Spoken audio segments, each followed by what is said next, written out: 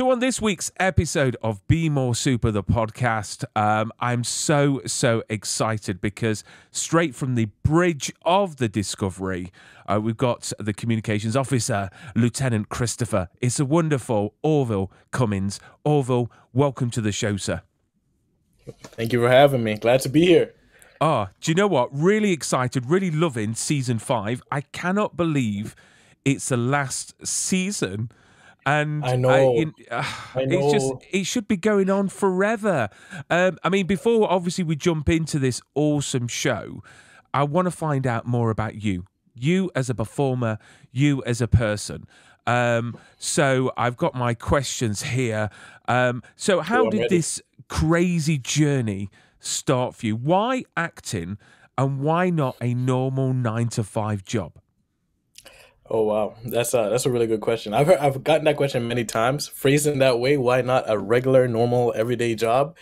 Well, I guess it started when I was a kid, just the way I would be. Like, I'm not too different from normal kids. I grew up as an only child, so I've had imaginary friends, played with my toys, all that stuff. But I felt like that went on for a little bit longer than it would for the average child. I feel like everyone would have dropped their toys at, like, I don't know, like 7 or 10, but that kind of went on for me because I've created so much narrative and characters through the toys that I had growing up as an only child in Jamaica. And the school I went to in Jamaica was a very rich cultural school, so we'd do a lot of like performances, dances, and everything. So I was very used to performing, but it was never something that entered my matrix as something I could do as a profession. And no one around me in my family was doing it at the time, so I just didn't see that representation until I came to Canada and I met a very good friend of mine. And give him a quick shout out, Nathan Taylor.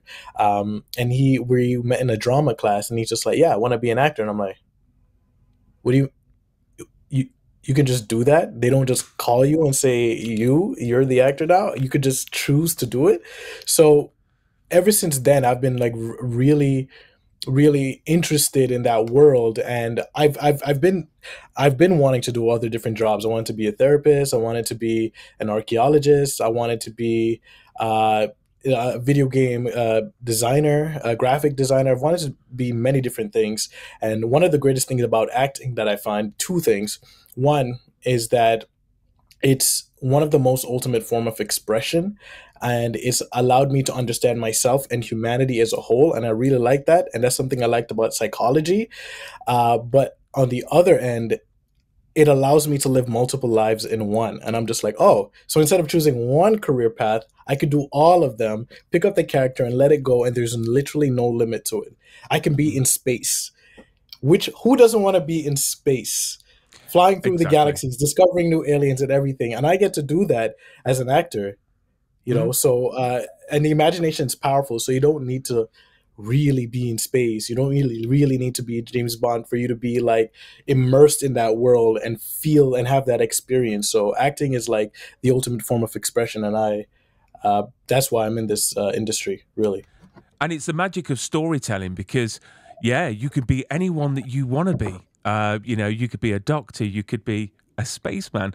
I just think it's a great career. I to be honest, me personally, I mean, I went to university for performing arts and I did my degree and I've done film and TV, but I found that you've got to have a very thick skin to actually succeed in this profession. You really have to. So what's been the driving force for you so far in your career? Oh man, I guess it's the dream and the freedom and liberty that it brings to me. I feel like funny enough, my younger sister said it to me the other day because she knows I'm a goof when I come back home to visit and whatever. And she always says to me, if you never chose to be an actor, you'd be so miserable with your life. You chose the right profession. And I'm just like, that is part of the reason. I'm just like, you need thick skin to be in this industry. And there's so many other jobs out there that I could have taken that is a path of least resistance. And it'll be easy, steady income, just what's happening. There's a routine. But I'm not that kind of guy. I like spontaneity, and acting. You don't never know what's going to happen. We've been through COVID. We've been through strikes. There's a lot of rejections. There's more no's than yeses. But it keeps me on my toes, and it's a very interesting journey because if it was just just set in its ways and just a flat line. There would be no opportunity to stretch myself and grow. There'll be no resistance to be worked against in order to like strengthen a particular muscle, be it in the Mm. performance, in the business, you as a person having thick skin, because art imitates life. So everything I learn in acting, I try to apply to my life. So it's a rough journey, but it's a fun one. Often the fun roads are the ones with the bumps and everything. Yeah. Uh, Imagine, yeah. imagine though that you weren't an actor and we plopped you in an office job right now in a cubicle. Oh man, How long would it take for you to go crazy? 2 months. Really? That long? I think 2 months. I think 2 months. Wow. I personally don't like being in front of my computer for too long. I start to get migraines. It might be from the light. Mm, These glasses have blue light lenses, so they kind of like negates that. But like my thing, I like to be outside and I like to be active.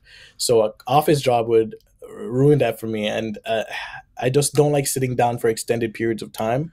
Uh, mm. my butt hurts, and it's just I get bored very easily. So I would say 2 months for me max at an office. Wow. Do you know, I would last probably about 4 days before I start talking to myself Ah, because I'm such that's a social butterfly. I just like to be around people and have that interaction. So obviously, this profession has its ups and downs. So, what would you say has been your biggest challenge to date, or challenges to date? the biggest challenge in this industry is just navigating the business side of it. When a friend of mine quoted this term, I don't know where he heard it from, but it's like uninformed optimism. Where coming into this industry, I had, I was very giddy. I guess I get to perform, I get to be all these characters and all these other things I mentioned from before, living all these lives in one. But no one really educated me on the business side of that you have to like the leaps and hurdles that you have to make, and understanding how many different, especially with like when after COVID, self tapes became such a big thing. So now Mm, you're not just acting, you're lighting, you're editing, you're doing all these other things that if you didn't know in the past, it'll be like a huge hurdle that you need to get over. I was fortunate enough to go to Toronto Film School that taught me a bit of everything, so I was able to adapt to this. But it's just the business side of it is something that I had to like really sit and understand and absorb the information for myself. mm, Because one of the biggest things about acting, and it's so strange because a lot of actors are very like introverted people because they're artists, they're very mm, sensitive, but like it's a social industry. It's if you're not out there, if you're not making these connections, no one knows who you are. You could be the most talented actor in the world, but if no one knows it, it's not gonna be recorded and it's not gonna be put on stage. So you yeah. being the social butterfly that you are is one of the biggest things you could do as an entertainer, a broadcaster, anyone that has like a public view, or an industry that requires you to like be connected with people, to have people come on your show and everything. Mm. So I think that is the two biggest thing, the business side of it and the social aspect, because I was always an introvert. I had to like really get out of that shell and turn into the social butterfly that I am now today. And that's been really helpful in moving my career forward. I mean, it's crazy to think, some of the biggest actors out there, literally, when they're not on screen working, they're the most private people, and they just don't want any attention or anything like that. It's crazy to think that, but I suppose that you're putting your heart and soul, into your work. So you want your quiet time and your peaceful time 100%. away from everything to center yourself again. I mean, the next question is an unusual one, because has there been a specific time in your career so far that you've had that shining moment where you've actually thought, do you know what? This career is definitely for me. Like, has like a pin dropped where you've thought, do you know what? I'm actually really good at what I do. This is obviously my calling. um, I think the moment for me that it happened was back in 2010. I remember the year vividly because um, when I started high school, again, I was a very shy kid. So, like, I wasn't like jumping into acting right away, but I was signing up for my courses and I accidentally took this class because I was interested in cinematography first. So it was called Film and TV, but I didn't read the rest of it. And it was called Acting for Film and TV. So I didn't know I was entering an acting class. And the teacher is like, "Oh, there's been some misunderstandings. There's like 3 students that said they shouldn't be in this class. I'll give you guys a week to say if it, and you can decide if it's for you. If it's not, you can leave. But if you stay after the week, you're in the class till the end of the semester." I was going to leave, but I'm just like, I'm having a lot of fun. It's like, it's nerve wracking, but I'm like, I'm gonna stay. And I stayed in the class. And one of the last performances we did, I remember it feeling such a, like an adrenaline rush, and it was a comedy, and everyone was laughing, everyone was clapping, it was a great time, and feeding off the energy of the crowd. And after the teacher gave us an evaluation, and she looked at me and said that, "Orville, this is what you should do with your life. You are so good at this. I think you should really consider this as a career path for yourself." I've already decided like halfway through the class that this is what I want to do, but hearing her approval and confirmation, because I had so much respect for her. Shout out to Kim Thomas. She's amazing, and she really like instilled that in me that this is something I could do. That was the first time an adult told me that you can do this, and this is what you're supposed to do. Especially it's an industry that not a lot of adults or young actors at the time, their parents really supported. So for an Mm, adult to say that to me was really big for me. And I think if she didn't say that, I probably would have gotten to acting a lot later in my life. mm. That's amazing. I mean, it's so nice to get that accreditation, sort of that validation. And I mean, I've been like that where you've done a show or you've done a piece, and then you're not sure, and then obviously you get people come up to you and just compliment you, and it just gives you that self confidence to Yeah. because we always doubt. I think actors, because we put our hearts and souls on stage or on film, and then literally we are waiting for that feedback, for that criticism, that accredit. And it's crazy because this is what I'm talking about. The thick skin is that I worry too much about if I'm Yeah. good enough. It's like the imposter syndrome, and I admire anyone like yourself that keeps doing what you're doing because you're incredible at it. Well, thank you. I mean, obviously, you're in the right job, not an office job.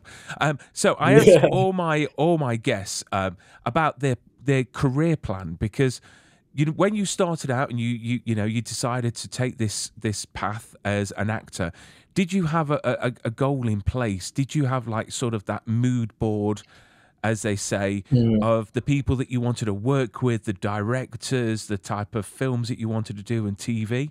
I mean, can you yeah. share any of maybe the bits of your career plan, and then we can sort of revisit in like 10 years' time and Yeah. and see For sure. and see For if you got sure. there.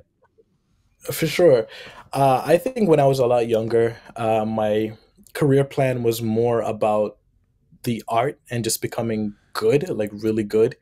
So my plan was to travel around the world and kind of like learn the different types of forms of acting, be it like going to Italy to learn commedia dell'arte or mask, Mm, going to the theaters in London and learning from people there, because acting is a reflection of life, and depending on where you are in the world and your culture, and you might behave a certain way in certain different characteristics that might not exist in someone on the western side of the world as the eastern side of the world. So I want to really travel and get like a full rounded understanding of how people behave, why they behave the way they do, but in an acting environment, so we can like break it apart and talk about it. As I got older and I started to get more solid on the business side of like who I want to work with, because I do have a lot of idols in this industry. I would, for directors, I would love to work um, with Quentin Tarantino. I hear his next film is going to be his last. I don't know. That's really? yeah, that's it's a rumor. I don't think it's true. Maybe he'll take like a buffer Hmm. period and then come back. I'm sure it'll be That's what like I'm an hoping. Elton John thing where this is my last Exactly. Yeah. tour, and then he goes on tour again.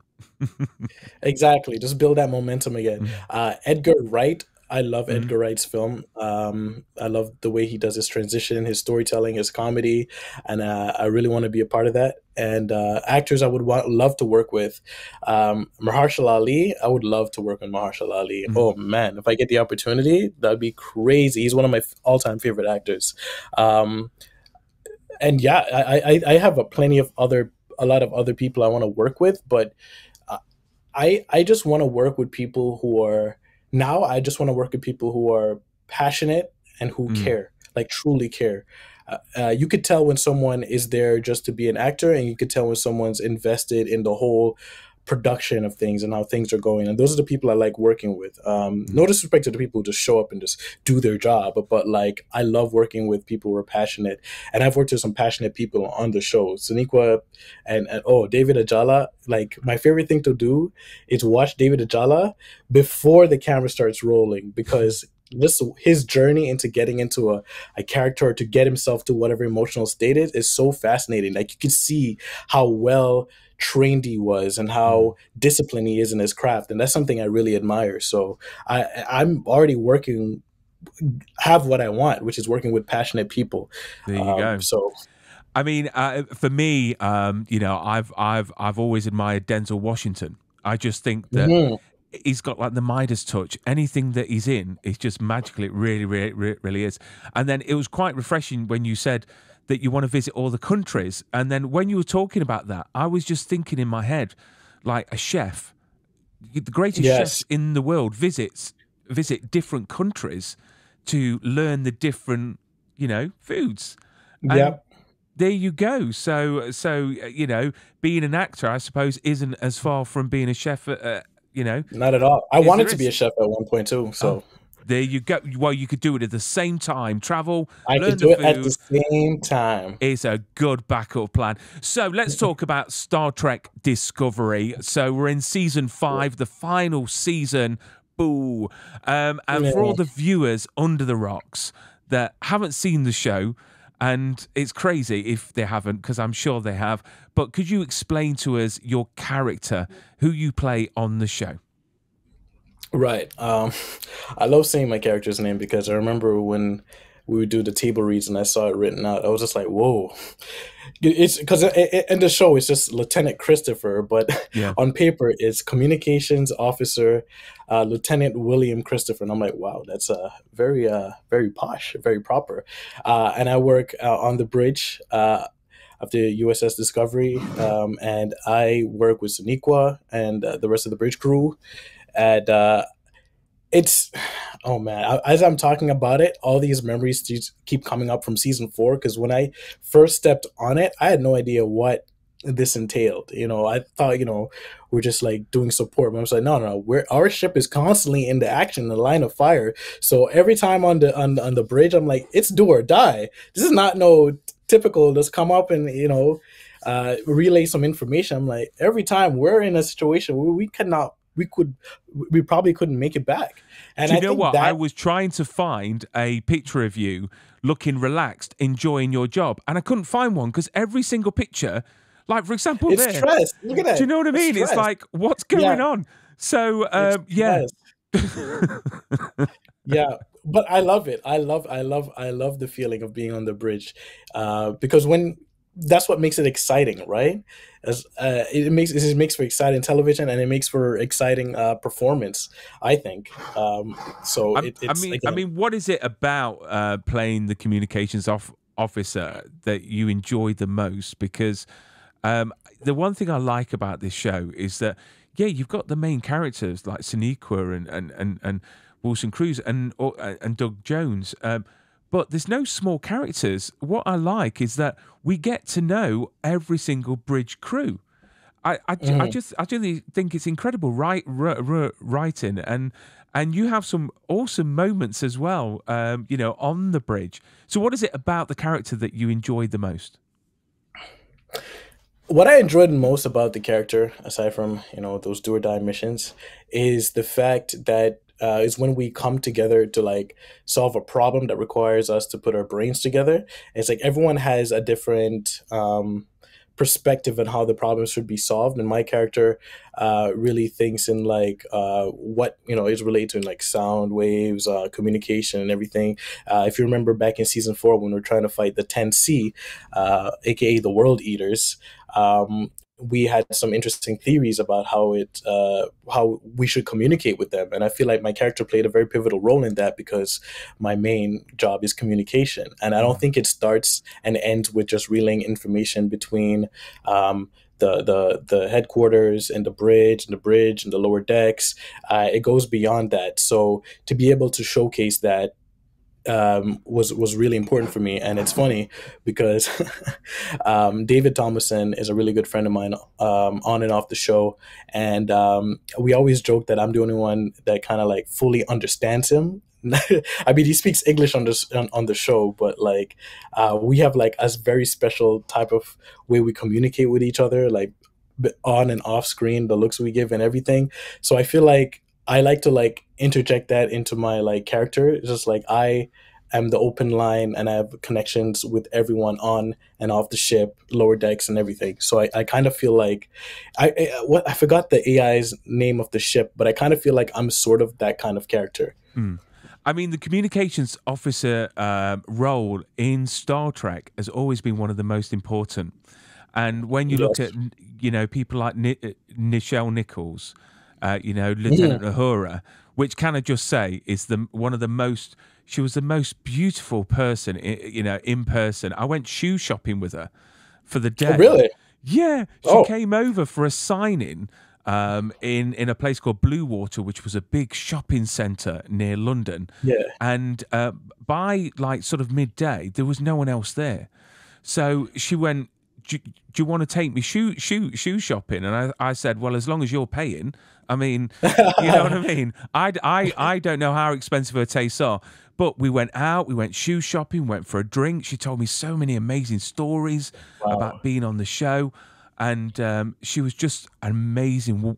I mean, it's such an honor, to have spent time with her. But communication officer is quite an important role on the show, which I just think's incredible role to have.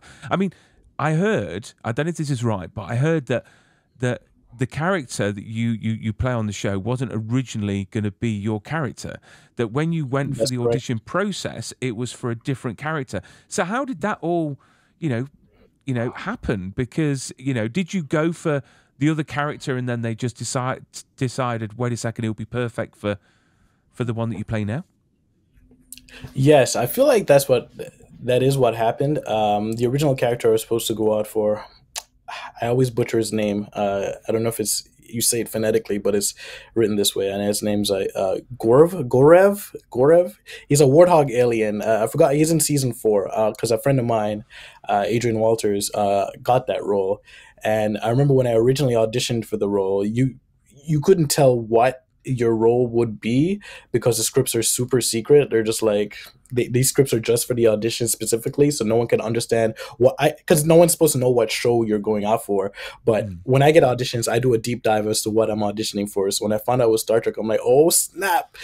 I was like, it's this Discovery. Oh man, I got to prepare for this. So I put on season 1 and I watched it all over again. I got into character and I did it.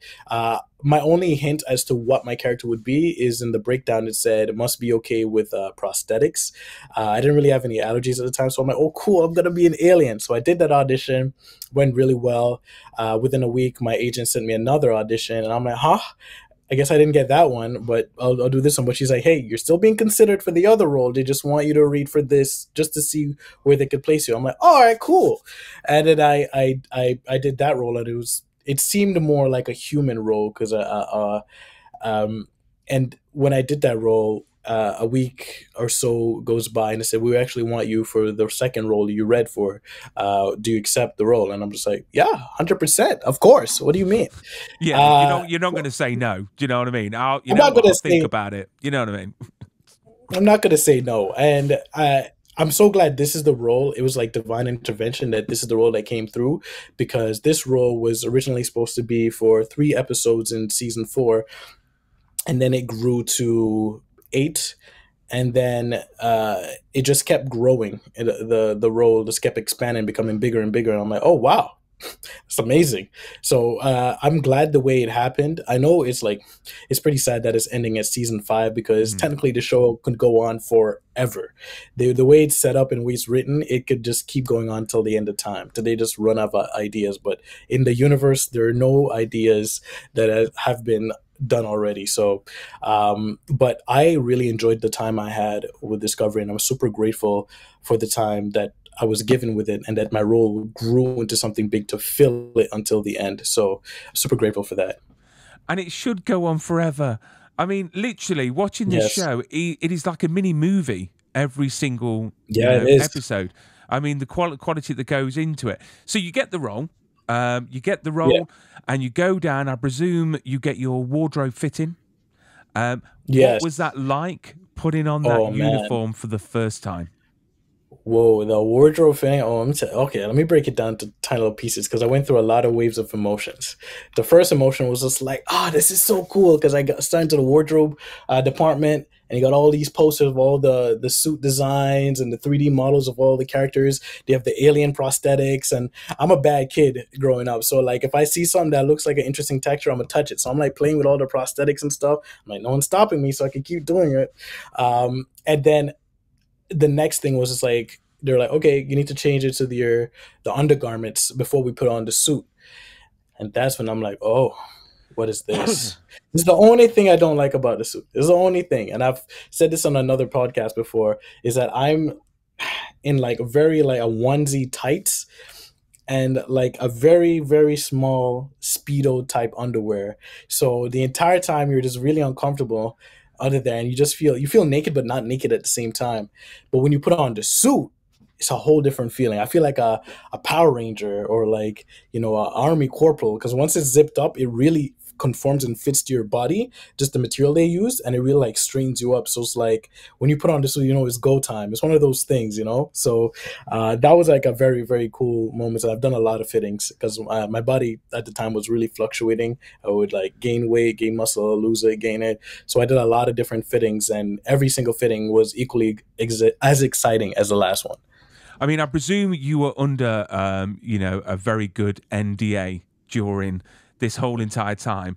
But come on, you've got to confess, when you put on that suit for the first time, did you take a few selfies? Of course. I mean, no, but they No. appeared on my phone somehow. No, I did take a lot of selfies. It was a very proud moment, and I got to try on many different versions of the suit because they were trying to like finalize, what it would look like and whatever. And it was really fun. It was really fun. I felt like a I, kid again. I mean, obviously now, in the age that we're in now, everything's in 4K. So when you look back Yeah. at the original Star Trek series, the outfits. I mean, if only we could see that show in 4K, it probably would be hilarious. You know what I mean? In Oh in yeah. in, in the way of how everything was put together. But this show in 4K is just glorious. I mean, you got the suit, you've had the fitting, you've taken your selfies, and now you're going to set foot on the bridge for the very first time. Please say that you pressed every single button known to man. Did you literally go to town on that bridge? I feel like this is weird. I feel like you were there on set with me. You just know everything I did. Like literally, setting foot on the bridge was one of the most surreal moments in my life because I have imagined what it would be like. And first of all, I imagined a lot more like green screen and stuff that isn't there, but it's like CGI'd. But I was surprised. I was like, this looks very real. And I was like so shocked. And I went to the bridge early before rehearsal just so I can like scope it out on my own time. I'm like, this is so cool. And I went to my section and I was pressing some buttons. To my surprise, a lot of these buttons were working. And I'm like, maybe I shouldn't touch them right now. And the one time I'm just like, okay, no one's around. I'm going straight for the captain's chair. I'm gonna see what's going on with the captain's chair. This is the most legendary seat in all of Star Trek. I'm going right here. I had my moment where I placed my hands on it. I'm like, all right, so far so good. And on the armrest, there's a bunch of buttons. And again, I'm like, they don't do anything. And I'm just like, the first button I press, the chair arm opens up slowly like this. And I'm scared because people are coming in now, and I don't know how to close this, so I'm panicking. But the wildest thing happened. So when the chair arm opened up, I looked inside, and what it was a photo of the original cast of Star Trek. I think it was the Next Generation. It was one of them, and it was just in there. I don't know Oh wow. why, but it was such. It was like I discovered like a hidden treasure, and that was the first button I pressed, and the first thing I saw was that. But then the props department came, like, "Oh, I'll help you," boom, and closed it, and I went I about the wonder. rehearsal like nothing I happened. wonder if anyone else knew that that picture was there. That is bizarre. That is sort of like good omens, I suppose. But please say that you sat in that chair and went engage Riker, or something Whoa. like. Oh, okay. I'll say this for season 4. That was the only time I really messed with the captain's chair because I still have respect for it. Because I'm also like a sci-fi fan. And I know what it represents. And I also getting into character. Lieutenant Christopher, hey, don't touch the captain's chair. But in season 5, once I became more close with props department. I didn't want anyone to look at me as like this guy that's like messing with the stuff, right? So once I gained the trust of everyone that He's the they know I'm guy not that gonna break always their stuff. touches things.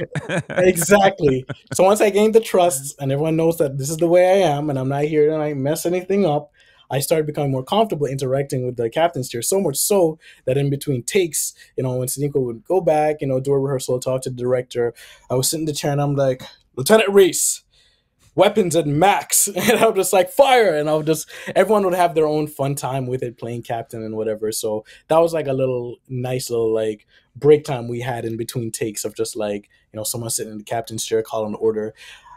I say we, but it's like 85% of the time it's just me doing it. But like, do you know what? I could just imagine a line of the cast of the bridge literally waiting to sit in the chair, and you're like, "No, I haven't finished yet." You know what I mean? no, I'm not done yet.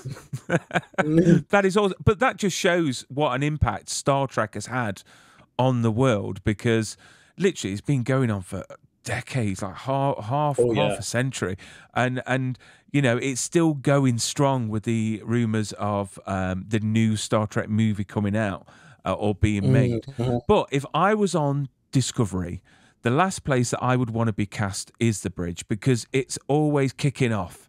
It's always happening. Always. The explosions are happening. Everything's kicking off. I mean, with all of that, are you there amongst it all? Or is there stunt performers that come in to take the place of you? I mean, how does that work? Because there are so many scenes where you think, wow, someone's either going to get hurt here because there's explosions coming from left, from right, from above. It's crazy. I'll tell you right now. My first day on set, this is me being shocked that I'm even on the bridge. And then the rehearsals, we do the rehearsals, and then the director or the AD is like, "We're gonna do our safety meeting for pyrotechnics." I'm like, "Oh, we're doing pyro the first day, cool." So I thought, it's just gonna be a little bzzz, and a little bzzz, and then they CGI everything else. Oh man. I was wrong. The first thing they did was the little bzz, little particles. So I'm like, oh, there it is. Okay, we're done. It's like, okay, now we're gonna do the dragon's breaths, and I'm like, what is that? And it's like dragon breath 1, and I was like, oh no, we're using real flamethrowers.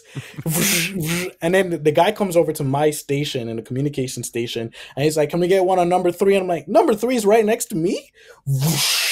I'm like, this is crazy. And it's like, okay, now we're gonna test the explosions. I'm like, there's gonna be explosions? The explosion was so loud and so like hectic that it was almost impossible, even when you know it was gonna happen, not to flinch. That's how real it felt. It felt like a real explosion. So I felt like it was always do or die on the bridge. And I thought I personally never had a stunt double on the bridge. I've only done like one stunt. I think it was in season 5 where the ship was just going crazy, and I'm like hitting against the wall, and I fly back and I land on my chair and everything. But I've seen you land on the captain's chair. Oh no, wrong chair. I landed. Oops! Oh my god! How did this happen? Oh, I guess I'm in charge now. Quick, full speed weapons ahead. on max. Weapons on max. Black alert. Yeah.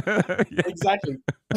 But I've only seen like one stunt, and that was like someone getting thrown through one of the monitor glasses, and that was wild.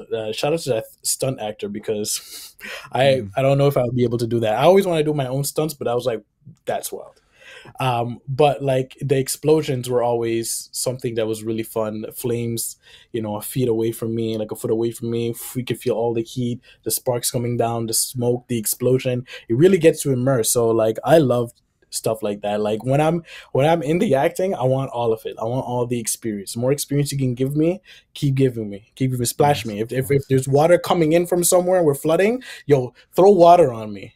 I want to feel it. I want it to be fully immersive. Not, I know you Method, guys don't like method. It's all CGI. about Perfect. method. Yeah, It's all yeah. about the method. Have you got a favorite scene to date? Of your time on Discovery. uh yes.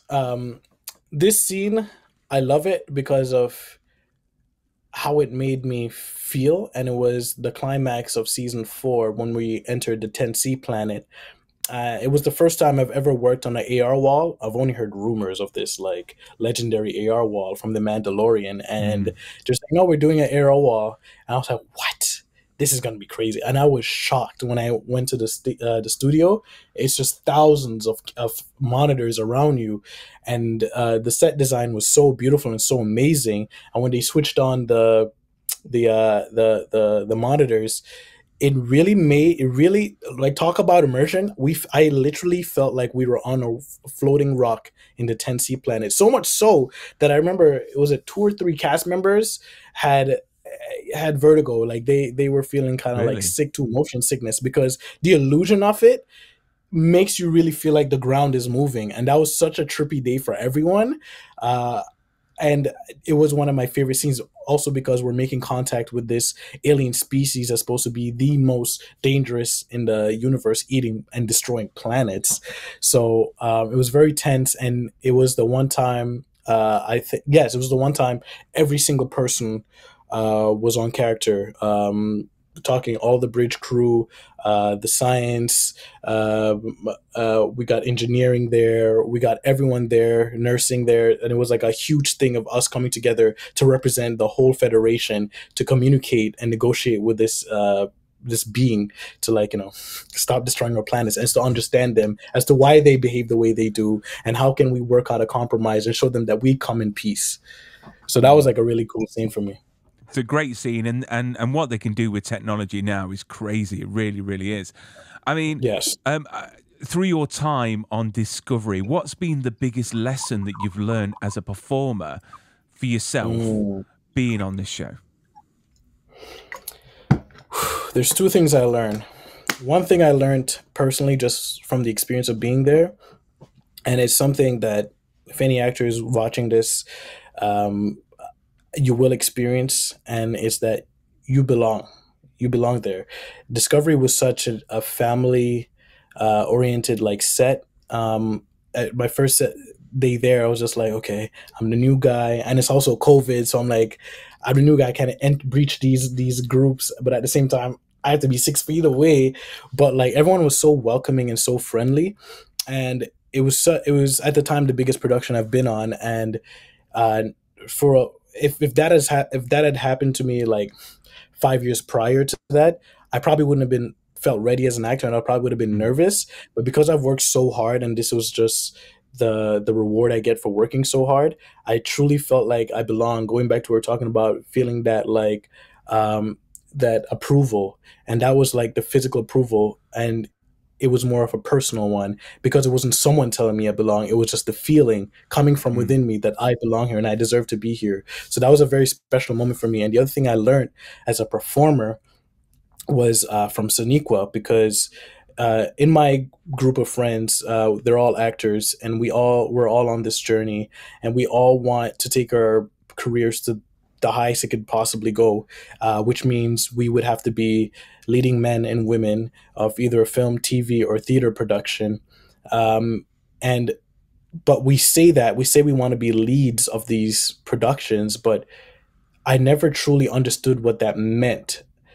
I just thought it would be, you're the number one role, you're the most important character. But Saniqua, watching her on the bridge, really opened that up for me even more, to show what a real leader is. Like we think of being the lead, but we forgot that it's an abbreviated version of what it truly is being a leader. Mm. And watching her on set, how she can control the energy of the cast, how she can, when it's hour 14 and we've done all explosions all day and it's 4 a.m. and everyone's sleepy after lunch because we all had steak and potatoes, and she can come on, smile, and get everyone engaged, and then start it fresh like we just got into work. While being a mother, FaceTiming her kids after, discussing with the director, running to do that, run to do this, her lines are going ham because she's like, it's supposed to be the super intelligent leader.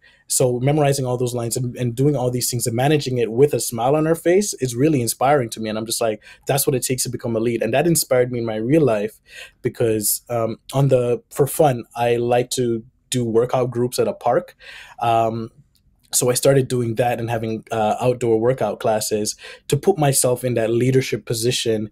And I remember the first day I did it, and we did the warm up, and I remember I was just like catching my breath, and I looked back and there was like 6 people just standing there looking at me, waiting for my next instruction. I was like, whoa, I've never felt this before. People waiting on me to do something. And so understanding, and I'm not saying that that's strictly how it translates into film, but like, you're kind of that person, you're carrying the show.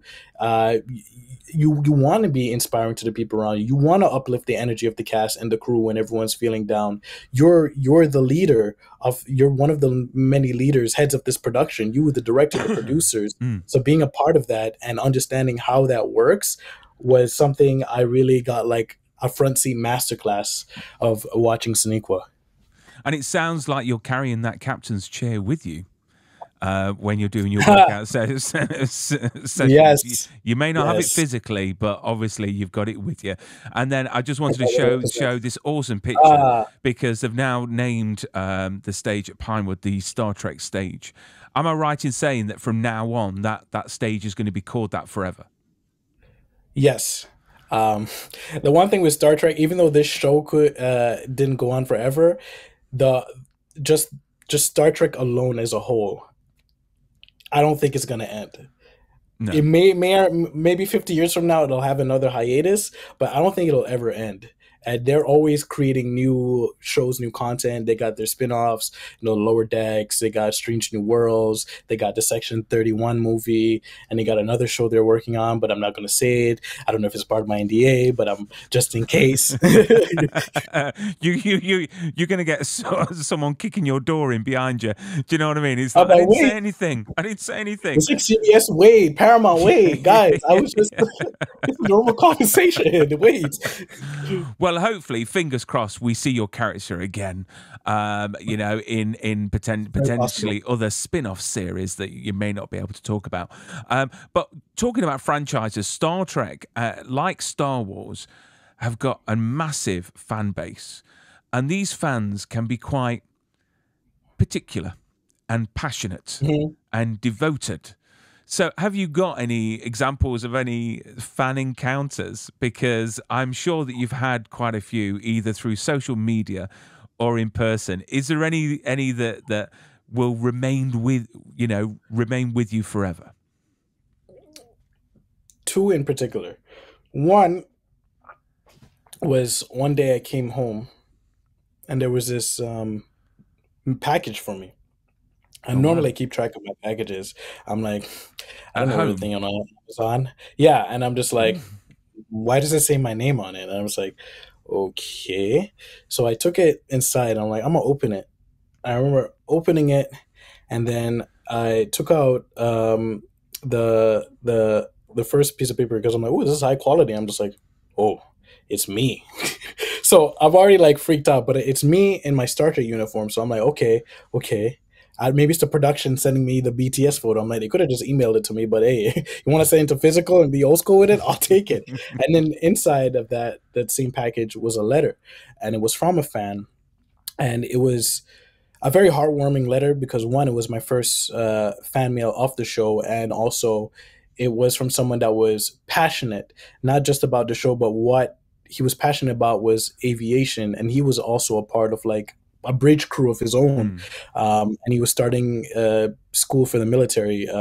And he said that my character really resonated with him because the same stoicism and like focus and all that stuff is like what he wants to embody in his career moving forward. So he felt connected with that, and he loves the show so much, and he's so glad that I'm a part of it. And I'm just like, whoa, this is amazing. And not only that, I'm just like, where did this guy send this from? And I was like, what? Denmark? I got Wow. fans in Denmark? That's so cool. So that was like a very cool moment for me. The other fan one that I really remember, and literally this happened yesterday, so it's so funny that we're having this conversation today, um, was my partner was leaving to go run her errands, and so she called a lift. So I'm outside waiting for the lift to come pick her up, making sure she's safe and whatever, because Toronto's crazy. I live in Toronto, by the way, and I just showered, and all I had on was like this robe, and the robe was a little bit small for me, so I was risking it even going outside my doors like that. Like if the wind blew incorrectly, let's just say people would Mm. see something that they would normally have to pay for. Um, and Boldly I go was where just no there one's gone before, I presume. before, and I was like, oh my god, this is risky. But I was like, I was in a mood, and I'm just like, I'm having a great day, I don't really care. The people, if they see something, they see something, and they'll move on with their lives. So I'm there, and she's looking for her lift, and she walks past it, and I'm like, no, it's that car right there, and I'm yelling. So now people are more drawn to me. And I remember this one guy, he's walking by me, and he looks at me, and he's just like, hey, I know you, I seen your face on TV. Yeah, you're that Star Trek guy. And I'm just like, oh yeah, it's me. But, hey man, don't tell anyone I'm out here like this, bro. And then he starts laughing. I'm just like, I'm like half naked, and this guy's yelling at me, I've seen you on TV. And I'm like, hey, thank you, man. Yeah, so keep it moving. I gotta get back inside. And there he is going like that, going, oh, phone's out. There we go. You're like, no, Oh, I'm, TMZ. I'm so glad. I'm so glad he didn't get a phone. That would have been a scandalous moment. I was literally half naked outside. And then the next question I want to ask you is have you liberated any pieces from the show to keep forever? Oh, yes. There are a few pieces I wish I had liberated, but I was waiting on it. I was like, when it's the final season, I'll take it. But I didn't know this was gonna be it. I'm like, we're not going back. I should have taken it because I'm sure it would have been fine. One was my transporter, my communicator on my uniform. I wanted that because it comes off. But it's not etched into the uniform, so I would have loved that. I would have framed that. I would have loved to take my costume. I'm sure I can still probably get these because they're there, and Yeah, it's gonna be I there. am sure that anyone from Paramount Yeah, is watching. I mean, all the hard work that you've put into this show, I think that they can, go without a pin and a costume. I think so. I think so. And there's like three versions of my costume, so I'm just like, sweet, give me that one, the one Yeah, that doesn't fit me yeah, anymore. I'm not gonna, you just yeah, I'm want not gonna one. You wear it. don't want all of them. Just You want to don't want frame the it. collection. Exactly. I just want, So what did you actually exactly. take? Did you take anything, or did you get any cool like crew gifts? I'll show you right now. Give me 1 second. It's right above my window. This is probably the coolest thing. Um, this right Oh, here. wow. This 3D image of me. But what makes it even more special are the signatures and autographs I've collected from every crew member, Sonequa, Mary Wiseman, everyone. And what made it even more special was the day I got this was the day Jonathan Frakes was directing episode, and I managed to get his signature on here. So that was very legendary that I got Jonathan Frakes just signed this. So this will always be a part of my collection for the Oh, rest of the movie. do you know This is what one of the most valuable things. you should have sat on that captain's chair when he was there and said, "What, engage Riker," and then just Engage, Rika. do you know what I mean? But that is awesome. I mean, the thing is, these studios can be a bit tight with their Yeah, pieces because it's the IP of the franchise, but it's a yeah, good sign if they are keeping it all because they yes, obviously want to potentially use it again in the future. So let's Yes. never say never. Talking Never about say never. conventions, are you appearing at any conventions coming up? Can fans meet you in Yes. person without sending stuff to your home address? Yeah, that no longer happens because I took my address offline. It's because of I own a self tape business and I linked it to my personal account. Oh So dear. my self tape business operates out of my house. So I'm just like, I have a other self tape business partner. So I'm just like, keep it on your account. I'm getting these mails, which is fine. I want the fans to be able to have the freedom to like talk to me if they want. Like I'm very transparent and I love my fans, but like I just that one case someone sent something super weird to Your my home is house. your home. At the end of the day, you're an My home is actor. my It's home. a job. So it's like us Exactly. that have a 9 to 5 job. We like to go home at night. Do you know what I mean? So Exactly. Yeah. And I'm just like, shoot me a message on Instagram. yeah, That's it. it's safer. Yeah, it's so much safer. Sorry, what was the question again? The conventions. Any Oh conventions yes. coming up that you're going to? Yes. At the end of this month, May 31st to June 2nd, I will be in Long Island, New York for Trek Long Island.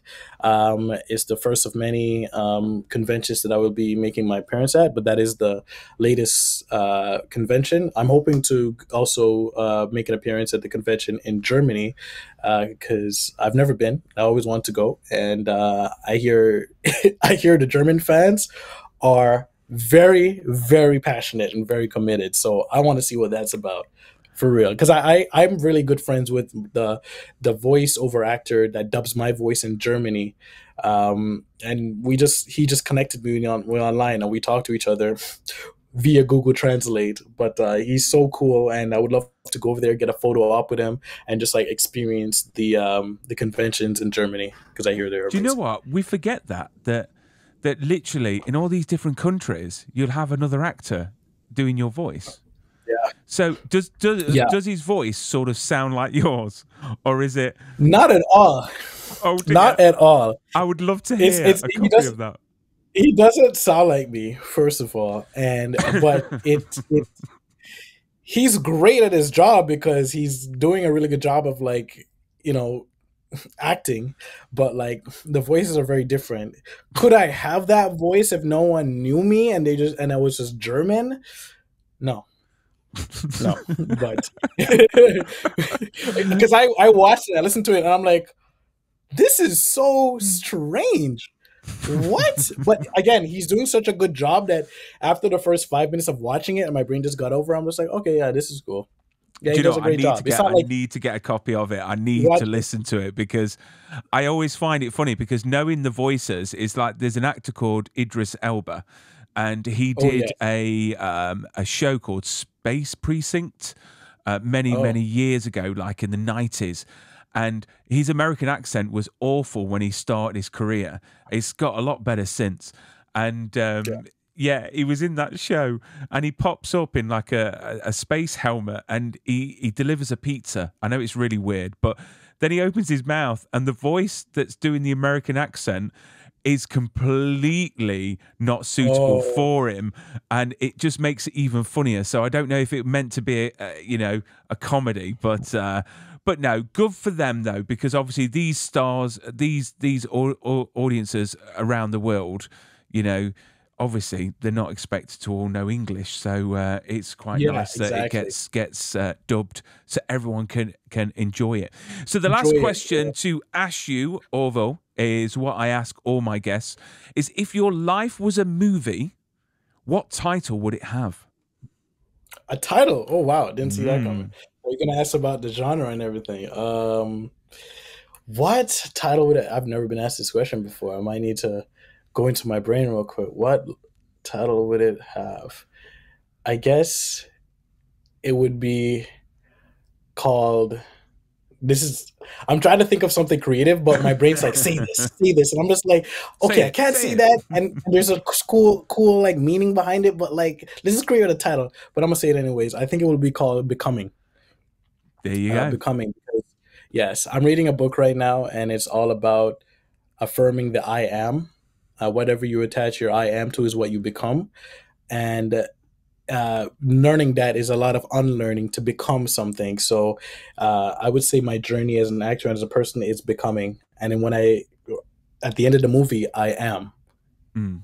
Excellent. And I Yeah. wanted to ask you just lastly on your Instagram.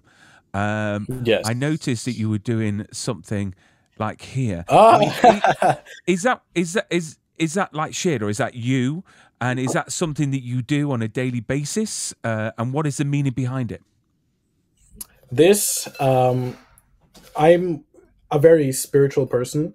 I believe in spirituality and psychology, and it kind of like blend the two. And what I really believe from both of them is the power of gratitude. So there was a day I just sat down, wrote all the things, like 50 things I was very grateful for in my life, and I had this jar and I put it in there. So filling it, it shows me like this is a lot of stuff I have to be grateful for in its physical representation, but also every once in a while I'll come here and I'll draw something and it'll remind me of the blessings I have in my life. Like I'll draw one right now. Sometimes it's not just things, it's people's names, and I would Mm. like shoot them a message. Say, I drew you for my gratitude, jar of gratitude. Thank you for being here. Thank you for being a part of my life, and XYZ. Why I'm grateful for them, because everyone that's in here is truly means something to me in my life. And what I just drew, it's funny. It's Toronto. Excellent. I'm and I'm very grateful for this city because, like, my career started here, and it was a great start. It's amazing, and I'm planning to make the move over to the states. But Toronto has done so much for me, and it's helped me in my growth as a person and an artist. And just draw another one, music. But yeah, it's just to like reaffirm to yourself that you always have something to be grateful for, because a lot of times we can lose sight of that, Mm. and the things that we're grateful for isn't like just straight in our face on our frontal awareness. So we need to like sit down and meditate, or just create something that could like give you a simple reminder that you have these things to be grateful for and that your life is truly blessed. So the things you're worried about and things that you feel like you're a lack of, isn't a detriment to your life because you have so much already. Mm. That is really, Yeah. really good. Such a great idea, and maybe the viewers could take a leaf out of your book and try it. I mean, it's a great idea because again, yeah, we can lose sight. We can lose sight and not Yeah. realize actually we've got a lot of things around us, people, situation to be grateful for. I mean, for me, I've got my girls, which they are following in my footsteps in the way of musical theatre and stuff like that. And I don't know if that's a good thing or a bad thing, but It's a but good thing if it makes them happy. yeah, exactly, they could do whatever they want, yeah, as long as it They can makes do them whatever they happy. want. But Orville, thank you so much for coming on to the show. It was an absolute pleasure. It's been a blast speaking to you, and let's fingers crossed that we may see Lieutenant Christopher on our screens again. We've got 3 episodes left. I don't want them Woo. to end. There It's will be gonna be wild. I just can't wait. I mean, in a nutshell, can you tell us what to expect? Because obviously, the show wasn't planned to be cancelled, but Doug Yeah. was saying to me the other week that they brought all the cast back to record to sort of finish it off, which I think was such a wonderful thing to hear because there's too many shows that get cancelled on a cliffhanger, and it ruins my life. And that's definitely something I'm This is not the grateful most for. beautiful end. I won't ruin anything, but I'll say this is one of the most beautiful endings to a show. And there was a lot of tears on set that day, not just because of the end of the actual production, but the way the story kind of like ties up. And I was like, wow, that's I'm really grateful the writers brought us back to like give it that deserved ending that it needed, and it was a proper one too, and it really shows the future of what Star Trek will become. So looking forward to it. So basically, tissues at the ready, and Tissues at the ready. oh no, I cry at everything. Right, Orville, thank you so much. Keep safe, stay super, my friend.